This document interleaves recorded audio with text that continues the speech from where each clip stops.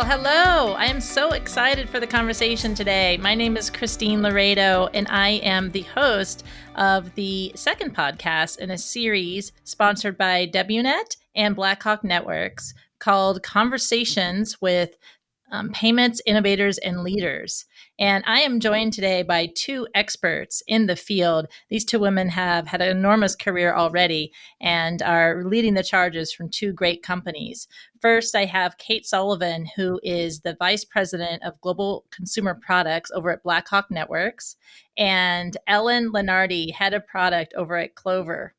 And as I have stressed in other podcasts I have talked including this one, payments is experiencing enormous growth, partly due to the pandemic and partly due to just digitization. And companies are implementing all kinds of new payment ways and methods for safer, faster, more convenient payments. So I can't wait to hear what's happening in these two ladies' worlds. But before that, let's do a little bit of intro so you know who we're talking to. We can kind of relate a little bit and understand how we all kind of got into this space. I'll go first. So Christine, I've been in fintech for 10 years, basically all over the space. And most recently, I joined a startup and leading the charge as their president. Company's called TiFiPay. So I do delve a little bit into payments myself. But I'd love to hear from both Kate and Ellen. How about you ladies? Tell us what got you started. You want to start, Kate? Sure. So I've been in fintech for 17 years, and all 17 have been at Blackhawk, believe it or not. I came from sports prior to that, but it's been interesting because I feel like I've worked at about 6 different companies just with the size and scale. I think when I started Blackhawk, there were 100 employees. So it's definitely got a different breadth and feel now. But I've worked a lot on our payments and open loop products for years and kind of new emerging ecosystems that we're trying to go after and develop and define. So thrilled to be here. Thank you for having us. It's a great chance to just connect with people that you haven't worked with before. Excellent. Go ahead, Ellen. Hi, so I have been in payment for actually close to 7 years now, and actually was a novice to payment before I came to Clover. I would say an old-time technology product person. Actually started my career at Intuit very much in the small business area. Afterward, transitioned over, work at Symantec on the security side, and really discovered that what I love was actually solving problems, right? And so the opportunity to come over to Clover, lead their product organization to really think about not only how we help merchants transact better, but how we can actually create a disruption and innovation and evolution of how the small business ecosystem works overall was incredibly interesting. And now I lead a pretty large team of designers and product manager, as well as strategic relationship and partnership within Clover. And it's been an absolutely thrilling ride, I would say, in the last 6 years or so at Clover. So appreciate you having us here. This will be fun. Excellent. Well, I'm glad you brought that up because we just talked about how it's more than product, it's design too, and how important that is, especially in today's age, as a lot of companies and products are differentiated on, UI, UX, and then Kate, it's interesting. I don't know what you're doing over at Blackhawk Networks, but Jen Philo, who I had before, I think she was there for that long, maybe even a couple years longer. So I know you have a diverse group of people there, and it seems like a lot of loyal employees. So congrats on that too. Thank you. She's been a fun partner in crime through the years. I know. She had lots of energy too. So yes. Great staff. Well, we talked about the pandemic, right? And how it's changed digitization of payments and everything. But one thing as product leaders I wanted to talk about is, you kind of thrive on consumer insights and learning from consumers to not only improve the current set of products and services, but those in the future roadmap. What has changed, and not only in the U.S. but globally, with how you can capture insights and make sure you have a pulse on consumers to fuel those future products?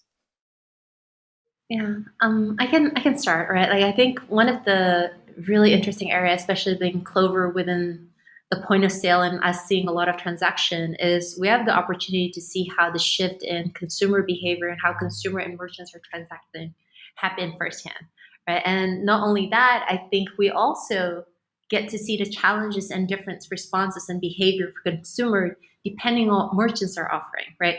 The biggest thing I would say that I've observed during the pandemic is the shift of who has the power to decide how transactions are happening, right? Like I think people used to not care so much whether you can order online, whether or not it is accessible, if the experience is great for the consumer, because a lot of transactions happens at like a physical in-person setting, right? I think the pandemic has introduced a different way of business and consumer connecting with each other, which create both a challenge as well as an opportunity that relies much more of optimizing for the end user experience, right? So I think it creates this really interesting disruption of who owns the power of decision making, and you can see a lot more focus, a lot of more prioritization shift over to how do I make the experience great for consumer.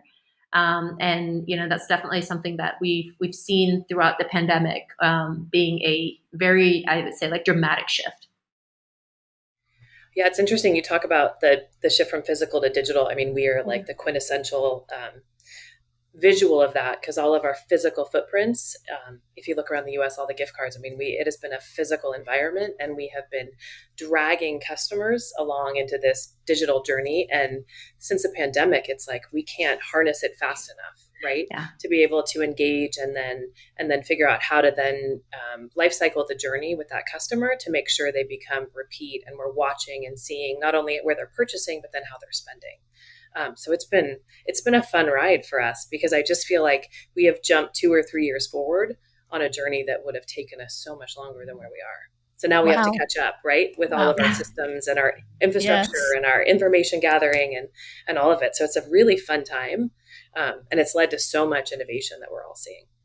Interesting. And since I know you're only a couple of days in it, but are there any particular countries that are like outliners in that kind of 3 or 4 year that are just like used to be so slow, but now are just on the forefront of innovation? Yeah, I mean, it's interesting because I think we at our DNA, we came from this physical environment. We're talking about just jumping into countries with just pure QR code or barcode payments, right? And completely bypassing any type of physical experience. So, you see a lot of that in Asia. India, especially. In India, yeah. India is massive for us right now. And then it's a little bit the how. How do you want to position yourself? What is the best place? How do you play and think about the customer experience when you augment to all the other payment attributes that are already there, right? And apps and environments. Interesting. And so then is the biggest challenge, because my next thought is, what is the biggest challenge? Is it keeping up with needed advancements, or is it something else that not aware of that's kind of surprising? What are you finding those big challenges that are new because of the pandemic? I mean, I think you touched a little bit on it, but then I'll add on. I think for us, it's trying to figure out how to listen to the change in the consumer behavior fast enough to build the right products behind it for us. I think because we have to create a product that someone can purchase and interact with. So whether that's multi-branded cards, whether that's an aggregate card where you have 100 brands on it, or if it's a single, or if it's just solving whatever their pain point is, if it's cash in network. I think we're trying to figure out what it is that needs to be solved and then apply the right functionality. Yeah, I would say part of, and it's interesting for us because we solve for small businesses across like the globe, right? We have clients in like Canada, in Europe. We're talking about expanding into Latin America, right? Like we're in Argentina, different places. And I would say fundamentally, because we solve for small business, the biggest problem and challenge I think that has happened is the education and the necessary tools for small business to keep up, right? It's so hard. And you're supposed to learn so many different things that the Starbucks of the world, the Amazons of the world, the DoorDashes have mastered and have people specializing in, right? Because I think it's not like true omni-channel isn't just about the capability. It's how you market the capability, how you then connect with your end user. How do you make it compelling, to Kate's point, for them to come back, right? How do you get repeat behavior? So it's so much more complex than waiting for foot traffic to just happen. And I remember this from one of the conversations we had with the partners before on like e-commerce in general. And they're like, well, the evil truth about e-commerce for people who've always been digital presence is there's no foot traffic, right? Nobody just walked by and happened to see you. So you have to create it. And I think that is probably the biggest struggle that we're trying to solve, we're trying to unpack, is how do we help the small businesses, right, who are just struggling, trying to just like keep up with the day-to-day meet and evolve and be able to do this and to be able to compete with the big establishment of the world, right? Because I think they're getting, in a lot of way, disintermediated from their consumer because of this shift. Interesting. Yeah, I mean, I know in our company, we're building a consumer bill pay experience and we're dealing with millennials, and they are just so used to this high bar, Grubhub, Uber.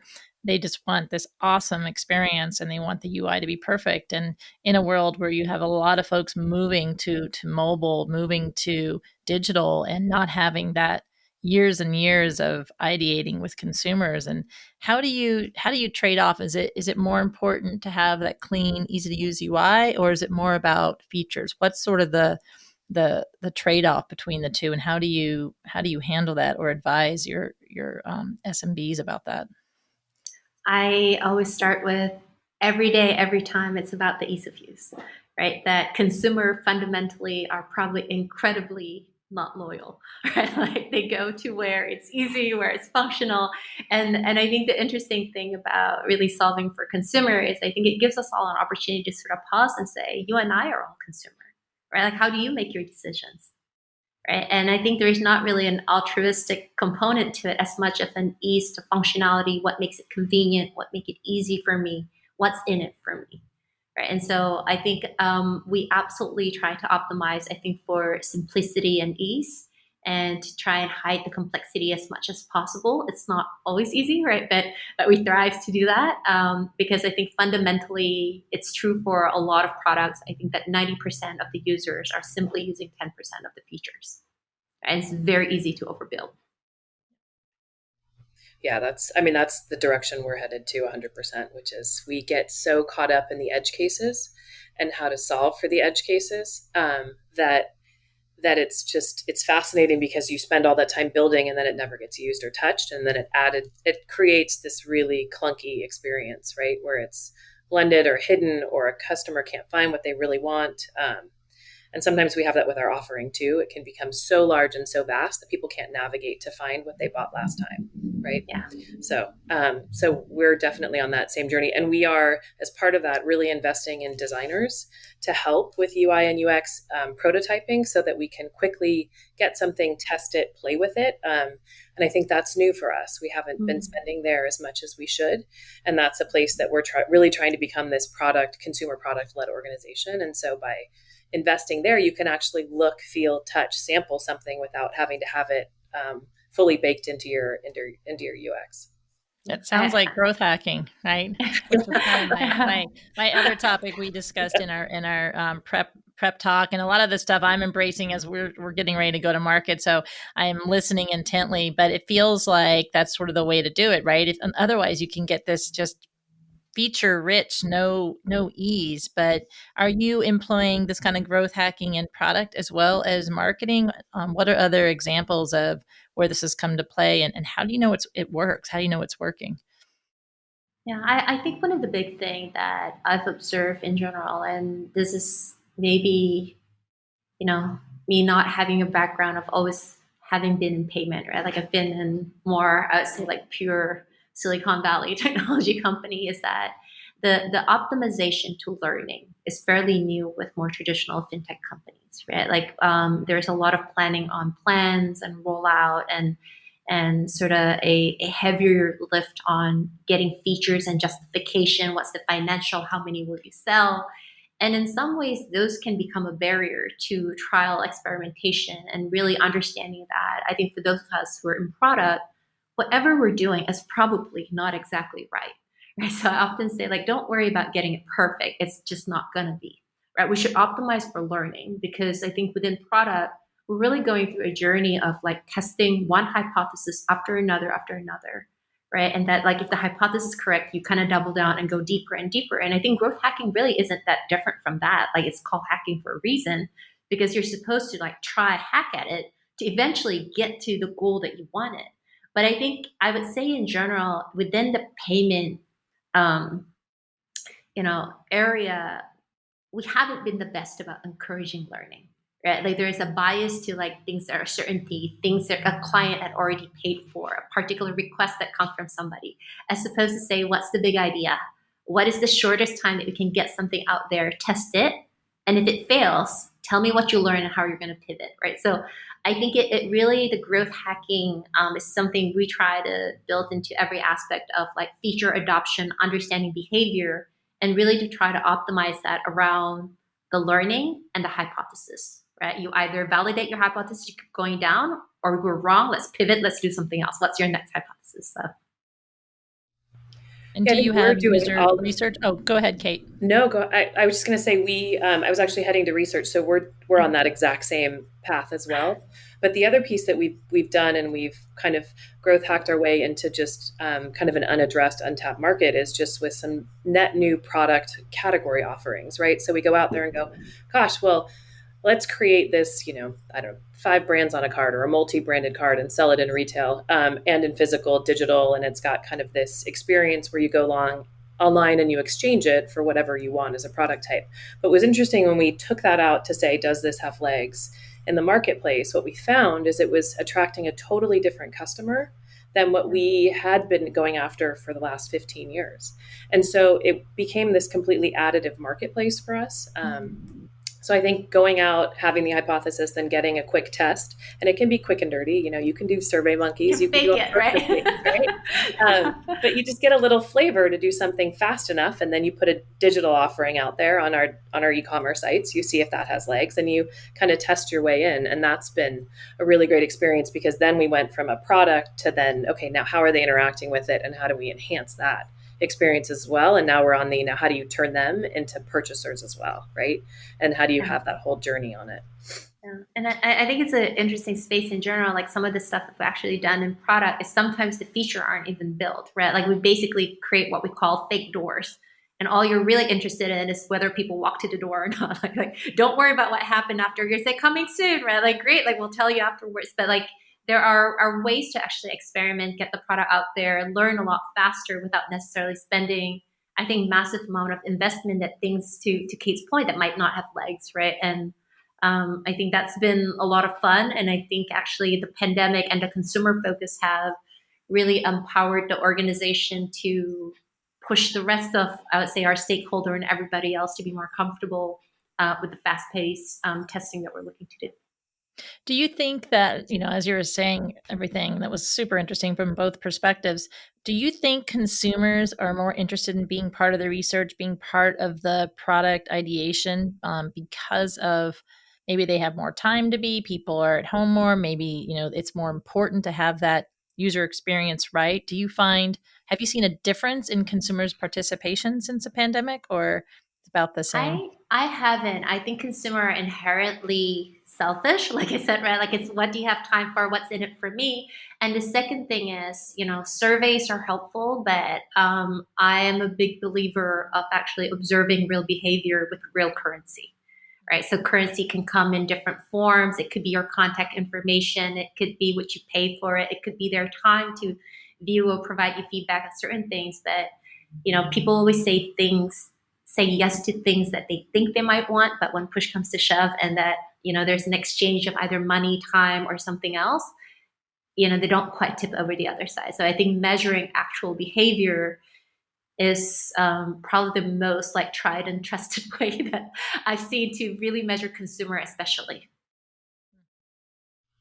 I think I would agree. We're in the same place. Although I do find that it feels like consumers are more willing in a virtual environment to try new stuff, that I was a little bit surprised, or you'd see more activity or engagement in areas, because I think, to your point, they're captivated. We're all sitting at our desks in our home offices with our barking dogs, right? And so I think I am surprised about sometimes just when you put something out there, how quickly there's a little sense of adoption, even if it's a small test pod. I'm like, well, that was fast. Okay, well, they hated that, or they're really going to enjoy this, or they want to see it morphed into this, right? So I think that's been really beneficial for all of us to be able to move faster and innovate better.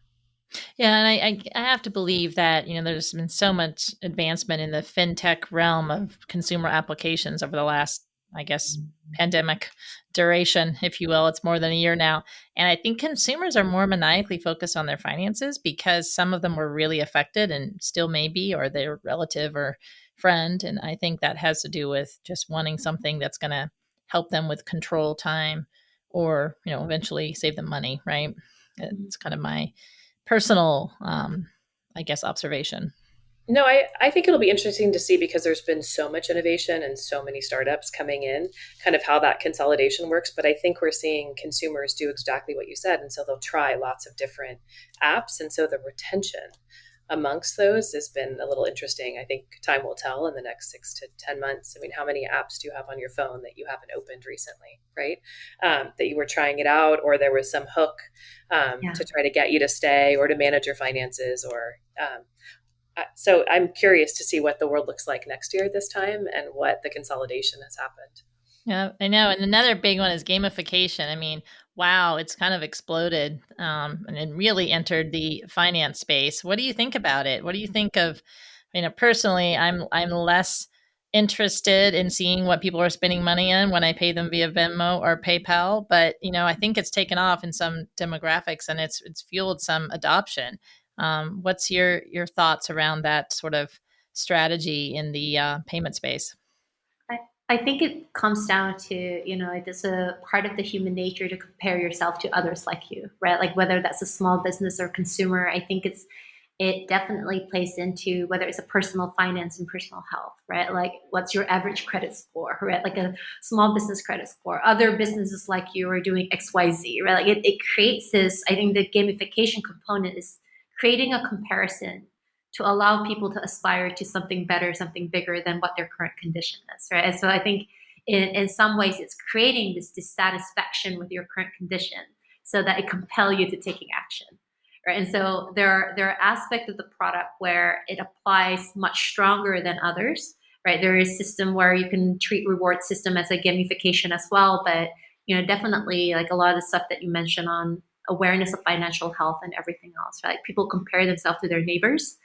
It's just when you do it digitally and you can do it in a complete anonymized fashion in a much, much broader scale that's being done, I think gamification has always been like here to stay, and people have a human nature of comparing themselves to others.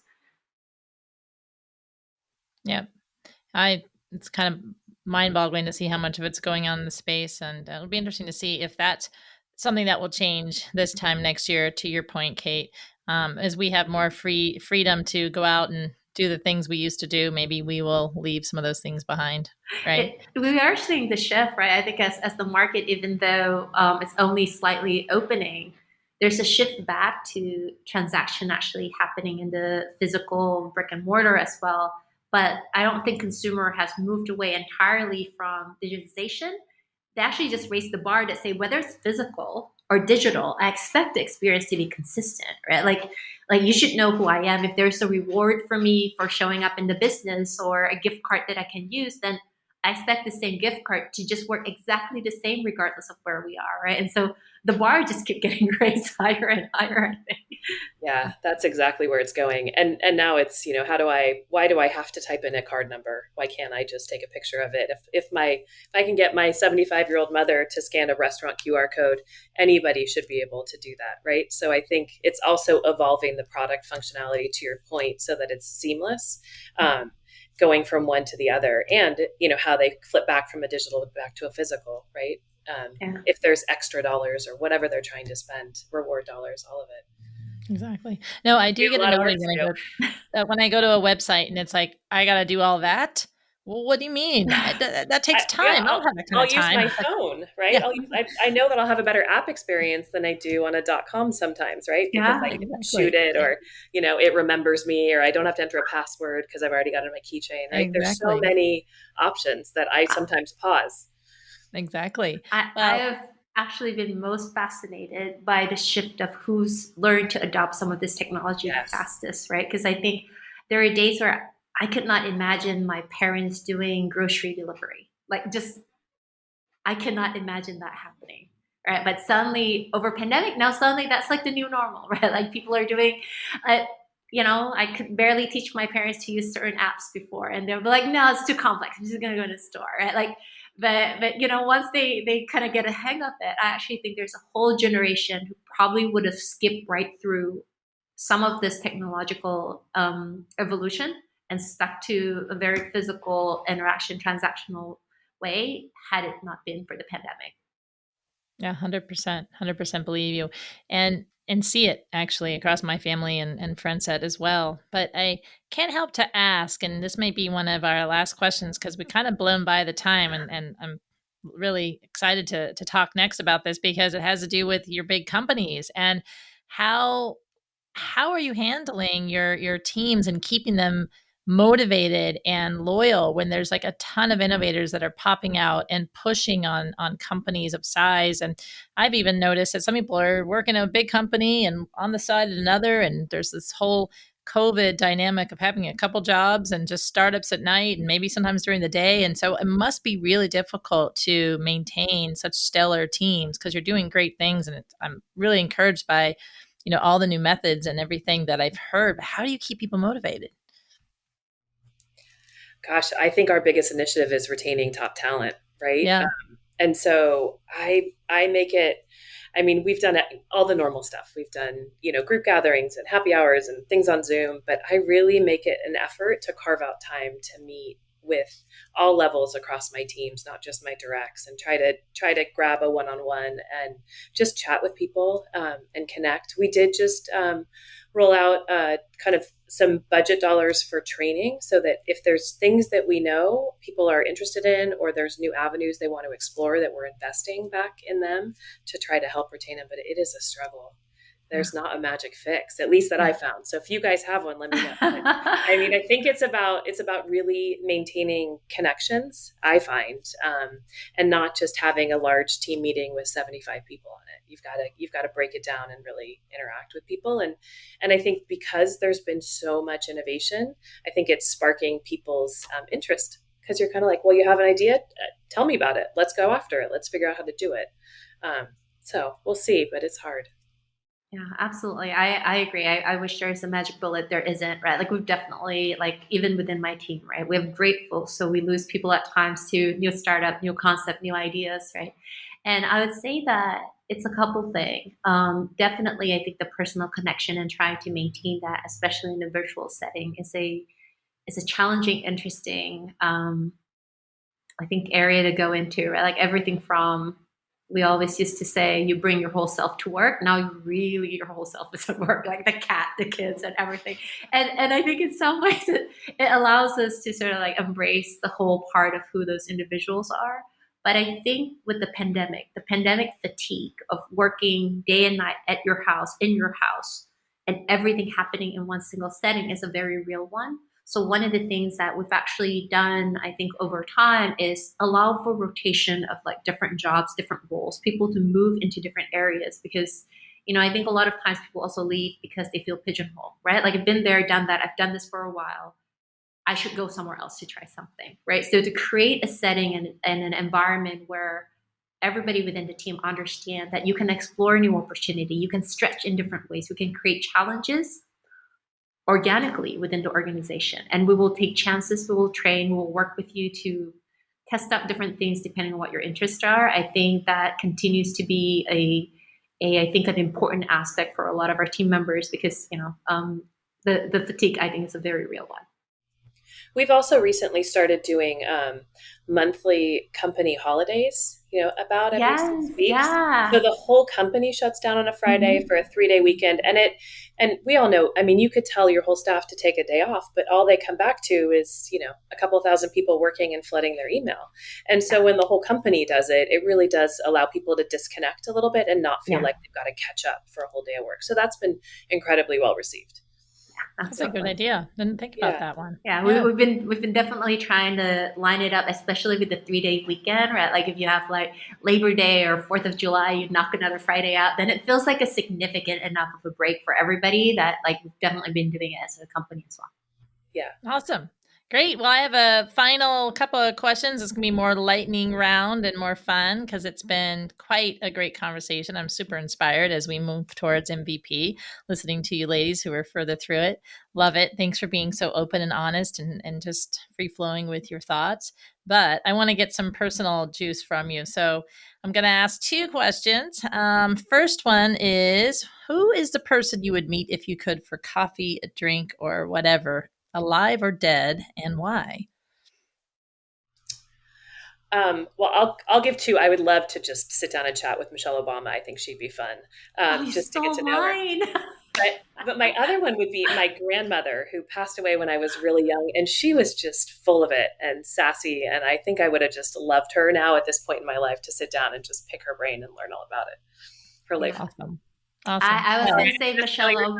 I know. I was going to say Michelle Obama as well, and partly because I think it's that grace under pressure that I've always find is amazing, right? Like whether you're upset or unhappy or pressure in different way, the response to that. But like I think the second person for me is actually Anthony Bourdain, probably, and I think he has an incredibly interesting way of perceiving life, right? In a very tortured way at the same time, obviously. But I think I've always find like his thought process of how he approached new settings incredibly fascinating. Yes, rest in peace. Miss him.